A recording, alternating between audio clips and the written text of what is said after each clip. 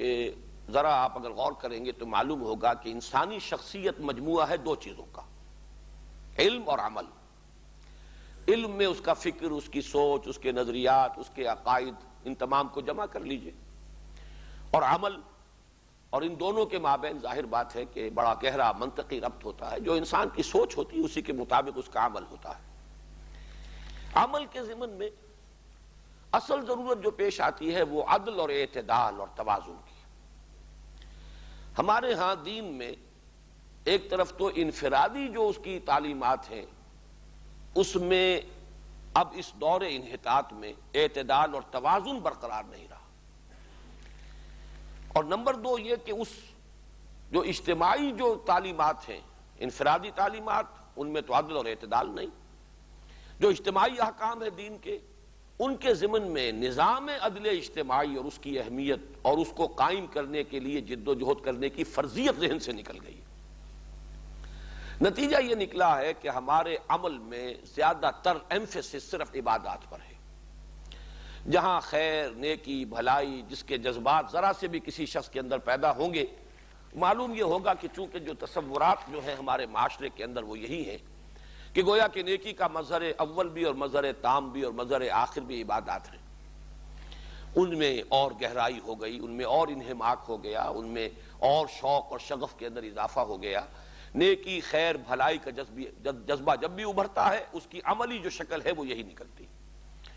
اور چونکہ طویل عرصے سے وہ نظام عدل اجتماعی تو سامنے رہا ہی نہیں، یہ وہ چیزیں ہیں جن میں تسلسل رہا ہے، چاہے وہ بادشاہت کا زمانہ آیا، ملوکیت کا زمانہ آیا، ظلم و بربریت کا زمانہ آیا، غلامی کا زمانہ آیا، چاہے انگریز کا دور آیا، بہرحال نماز کا تسلسل تو برقرار رہا۔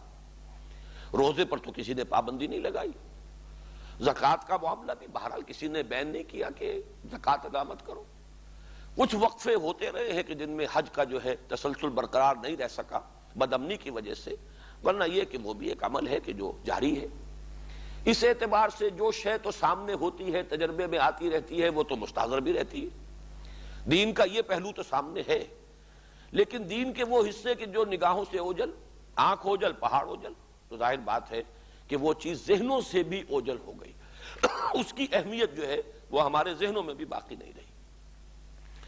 انفرادی معاملات میں مثلاً جو عدل اور اعتدال اور توازن کا معاملہ ہے، اس کا ایک مظہر یہ ہے کہ حقوق اللہ اور حقوق العباد کے اندر توازن ہونا چاہیے۔ آپ کو نظر آئے گا کہ کچھ لوگ ہمارے جو نماز روزے سے یوں سمجھیے کہ ایک طرح آزاد ہیں، لیکن یہ کہ کسی نہ کسی درجے میں وہ اسلام کا نام بھی لیتے ہیں، تو وہ ان کی ساری گفتگو ہوگی حقوق العباد پر، ادا کرتے ہوں یا نہ کرتے ہوں، لیکن ان کی گفتگو کا پورا محور ہوگا جی دین کی اصل حقیقت تو ہے حقوق العباد۔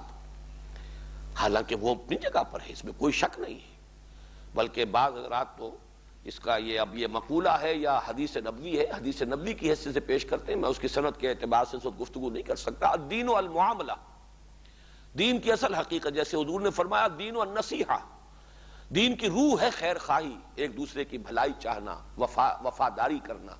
اسی طرح الدین والمعاملہ، معاملہ ہے اصل دین، پتہ چلتا ہے انسان دیندار ہے یا نہیں اگر وہ معاملے کا کھرا ہے۔ بات جو ہے جو بھی انسانوں کے ساتھ اس کا جو معاملہ ہے وہ اگر صحیح ہے تو حقیقت دین اس کے اندر موجود ہے۔ اگر وہاں وہ کھوٹا ثابت ہو رہا ہے، دھوکے باز ثابت ہو رہا ہے، تو نمازوں کے اور روزوں کے ڈھیر جو ہیں وہ اپنی جگہ پر رہیں گے، لیکن حقیقت دین اس میں نہیں ہوگی۔ بعض لوگوں کا معاملہ یہ ہے کہ وہ جیسا کہ میں نے عرض کیا وہ عبادات کے سوا دین کے کسی اور حصے سے گویا کہ واقف ہی نہیں رہے، اس کی کوئی اہمیت سرے سے ان کے ہاں نہیں۔ تو عدم توازن آپ کو اس معاملے میں لوگوں کے اندر ملے گا، اور اسی اصل میں جو دین کا یہ حصہ ہے حقوق العباد کا، اس میں بھی ایک پہلو تو یہ کہ انفرادی طور پر آپ اپنے والدین کا حق ادا کر رہے ہوں، اب بیوی اپنے شوہر کے حقوق کا لحاظ رکھے، شوہر اپنی بیوی کے حقوق کا لحاظ رکھے، اولاد کے حقوق ہے، پڑوسیوں کے حقوق ہے، تمام جو ہے مستاجر ہے اور اجیر ہے ان کے ایک دوسرے پر حقوق ہے، ان تمام حقوق کا لحاظ رکھنا۔ لیکن اس سے آگے بڑھ کر ہے کہ حقوق العباد میں وہ پورا نظام قائم کر دینا جس سے کہ عدل اجتماعی وجود میں آ جائے، اس کی جد و جہد، اس کے لیے محنت، اس کے لیے بھاگ دوڑ، ایثار، قربانی، انقلابی ایک جد و جہد کے نتیجے ہی میں وہ نظام برپا ہو سکتا ہے، اس کے بغیر تو نہیں۔ تو ایک تو یہ کہ یہ چیزیں ہمارے ذہن سے تقریباً خارج ہو چکی۔ سارا ایمفیسس جو ہے وہ عبادات پر ہے، زہد پر ہے، ریاضت پر ہے۔ وہ جو کہیں فرشتوں کا قول بھی جو آیا تھا، معلوم ہوتا ہے کہ ہمارے سامنے بھی در حقیقت اسی کی عظمت رہ گئی ہے۔ وَنَحْنُ نُسَبِّحُ بِحَمْدِكَ وَنُقَدِّسُ لَكَ۔ یہ کام تو فرشتوں کا تھا، وہ اس میں لگے ہوئے تھے، اور انہوں نے کہا بھی یہی تھا کہ اس اعتبار سے کہیں اگر ہمارے سے کوتاہی ہو رہی ہو تو ہم حاضر ہیں اس کی بھی تلافی کے لیے۔ معلوم یہ ہوا کہ اس تسبیح و تقدیس جو ہے اس کی تو کوئی کمی نہیں تھی۔ اس کے اعتبار سے انسان کو جو پیدا کیا گیا ہے، تو میں نے یہ قول آپ کو سنا چکا ہوں، مولانا عبد الماجد دریابادی نے یہ نقل کیا ہے اپنی تفسیر میں، مولانا اشرف علی تھانوی رحمۃ اللہ علیہ کا قول، کہ آدم کی خلافت کی بنیاد علم اور فہم اور تفقہ ہے، زہد اور عبادت نہیں ہے۔ زہد اور عبادت جو ہے وہ تو فرشتوں کے اندر بتمام و کمال موجود تھا۔ نحن نسبح بحمدک ونقدس لک۔ البتہ یہ جو ہے آدم کی جو خلافت کا تذکرہ ہو رہا ہے سورہ بقرہ کے 4 رکوع میں، تو اس کی اصل بنیاد کیا؟ علم اور فہم۔ علم آدم الاسماء کلھا۔ تو معلوم یہ ہوا کہ خلافت کی اصل بنیاد اور فضیلت انسانی کی اصل بنیاد علم ہے، عبادت نہیں ہے۔ عبادت یقیناً انسان کا مقصد تخلیق ہے، یقیناً اس کا مقام یہی ہے کہ اللہ کے سامنے سر تسلیم خم کیے رکھے، اور وہ عبادت بھی صرف ان عبادات تک محدود ہو کر نہ رہ جائے، صرف ان مراسم عبودیت تک محدود ہو کر نہ رہ جائے، صرف ریچولز تک نہ رہ جائے، رائٹس اینڈ ریچولز، بلکہ وہ پوری زندگی میں ہو۔ لیکن اصل فضیلت جو ہے آدم کی، در حقیقت وہ علم کی بنیاد پر ہے۔ تو آج میں یہ حدیثیں چاہتا ہوں کہ ذرا آپ حضرات یہ مضمون جو ہے قرآن مجید میں تو بار بار جو آتا ہے قُلْ هَلْ يَسْتَوِي الَّذِينَ يَعْلَمُونَ وَالَّذِينَ لَا يَعْلَمُونَ، بنیاد ہی اس پر ہے۔ اس رکوع کے اندر خلافت آدم کی اساس علم، اور قرآن مجید بار بار کہتا ہے کیا برابر ہو سکتے ہیں وہ جو علم رکھتے ہیں اور جو علم نہیں رکھتے؟